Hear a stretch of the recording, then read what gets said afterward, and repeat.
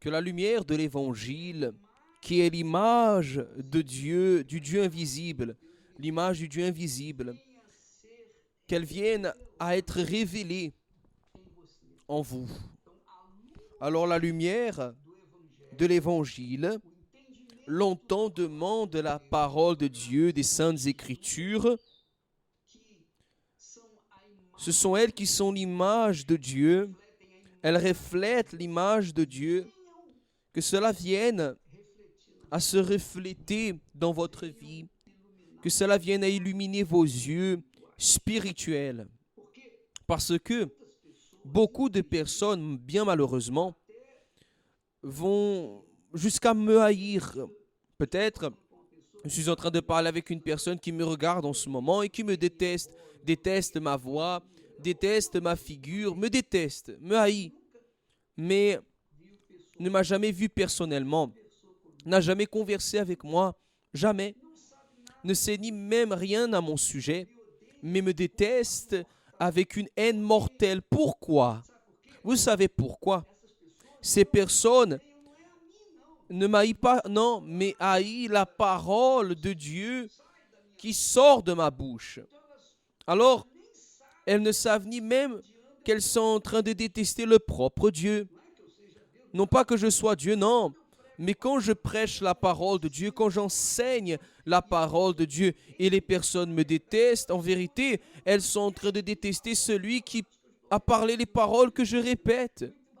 C'est vraiment incroyable, n'est-ce pas? Mais c'est triste en même temps. La réalité est celle-ci. Vous ne me connaissez pas. Vous n'avez jamais été avec moi. Vous n'avez jamais échangé un regard avec moi. Mais vous me détestez. Pourquoi? Parce qu'au fait, au fond, la racine du problème est qu'en fait, vous ne me détestez pas moi. Que vous ne connaissez ni même, mais vous détestez les paroles de Dieu qui reflètent l'image de Dieu et qui passent par ma bouche et arrivent jusqu'à vous. Alors vous me détestez à cause de cela, parce que vous écoutez la parole de Dieu. La parole de Dieu contrarie ceux qui sont par la justice, ceux qui sont pour l'éthique, ceux qui sont de Dieu. La parole de Dieu, quand elle est occulte à l'entendement des personnes, c'est parce que à elle n'a pas été révélée ou révélée la parole de Dieu, la volonté de Dieu. Alors mon ami et mes amis, nous allons voir d'ici peu, nous allons assister à un témoignage d'une personne, d'une femme. Elle était une croyante traditionnelle. Elle croyait dans la Bible. Mais sa vie, la réponse de cette croyance dans son église était zéro, était rien, niet. C'était justement le contraire, l'opposé. Semble qu'elle croyait dans le diable et non pas en Dieu.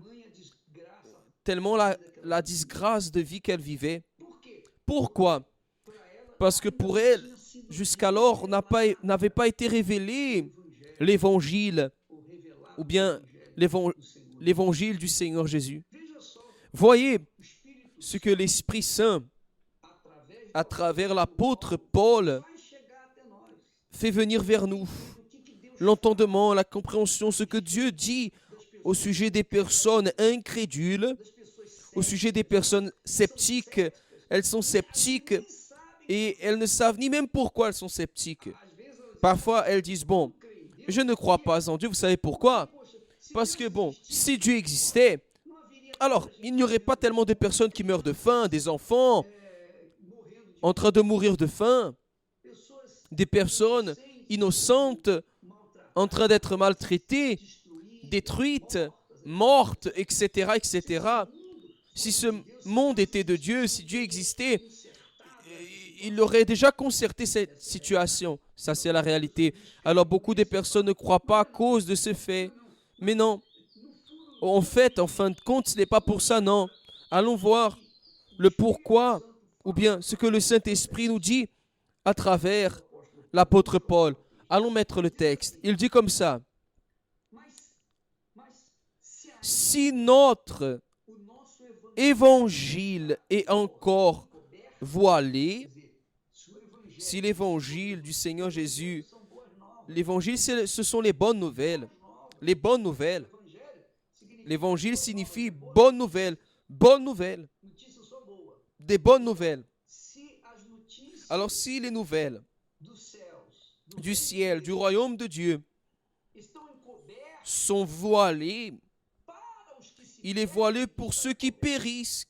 Cela est voilé pour ceux qui périssent. Mais les bonnes nouvelles de Dieu, du ciel, elles sont voilées pour ceux qui se perdent, pour ceux qui ne veulent rien, pour les personnes qui littéralement détestent Dieu.